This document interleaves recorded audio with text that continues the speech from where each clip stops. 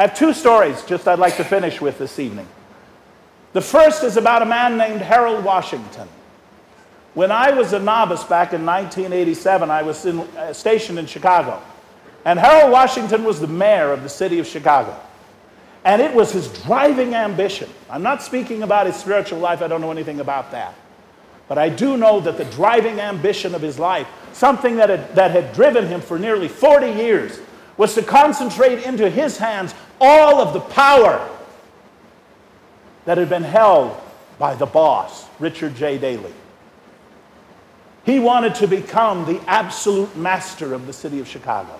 And in 1987, he did it. He was re-elected mayor. At the Cook County Democratic Convention, he crushed his enemies beneath his feet. The very next day, Sunday, the Chicago Sun-Times had an editorial cartoon that showed the skyline of the city of Chicago, and the sun was beaming down on it. And the face of the sun was Harold Washington. He had become the mayor, His Honor, the man on five, the most powerful politician in the United States. 4 days later, he collapsed in his office in City Hall and died. And all of that power vanished in an instant. All of that he'd worked for a lifetime. What good did it do him in that final moment when his heart stopped beating, when the last breath of his body left him? What good did that power do him? He worked so hard for it for so long, and he got it for just 4 days, and then it was gone. The other story was one told to me by a young priest in the Diocese of Austin, Father Bob. Father Bob had been out doing communion calls, and he was on his way back to the parish, and as he drove along, he came to a traffic jam. Traffic backed up, and there was a big accident. And somebody who saw him recognized him and came running over and said, "Father, they need you really badly up there." So he got out of his car, and he ran up as fast as he could. When he got up there, he saw a terrible sight. There was a big cement truck, and the brakes on the cement truck had failed, and it had come down a hill, and the driver couldn't control it, couldn't stop it. They'd gone right into an intersection, and there was a car driven by a 16-year-old girl. Just this little bitty VW Bug. And this car and the truck had come and smashed it. And this girl was trapped in the car. It had smashed down, and from her waist down, her whole body had been crushed. And the fireman paramedic told Father Bob that they were going to use the jaws of life to try to pry the car apart so they could get her out. But he said, you know, the only thing keeping her alive right now is the pressure of all of that weight. When we take that pressure off, she'll probably bleed to death in an instant. And we've told her this. She wants to see you. So he went over and knelt down next to her and looked into her face.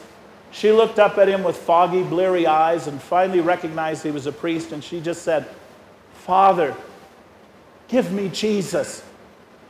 Please give me Jesus."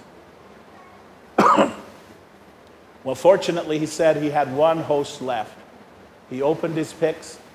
He held it up in front of her so she could see it. He said, "The body of Christ." He put it in her mouth. And as he was telling the story, he said, you know, to the day I die, I will never forget the look on her face. She had such a look of joy.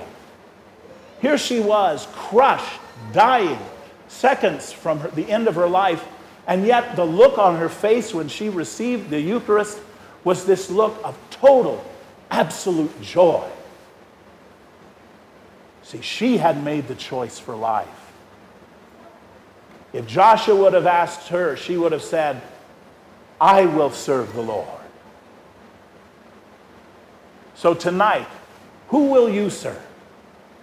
Will you serve life, or will we serve the forces of death, the gods of greed, the gods of power, or the gods of pleasure? Tonight is the night for us to make a choice. Tonight's the night for us to ask, what do I really believe? In the last moment of my life, will I be filled with joy like that young woman?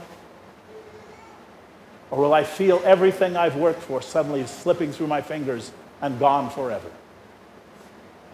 Our closing song tonight says it best. The choice we really need to make.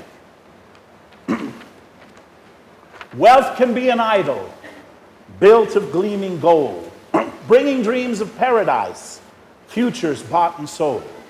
Some will choose to gather it, all that they can hoard. But as for me and my house, we will serve the Lord.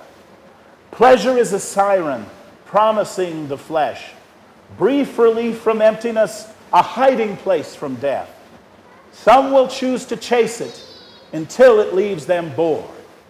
But as for me and my house, we will serve the Lord. Power is a hunger burning in the breast, to walk among the mighty and trample on the rest. Some will choose to gain it by lie or guile or sword. As for me and my house, we will serve the Lord. Father of all mercy, Mother of all life, here we speak our covenant above the noisy strife. Hear us shout in glory above the pagan horde. As for me and my house, we will serve the Lord.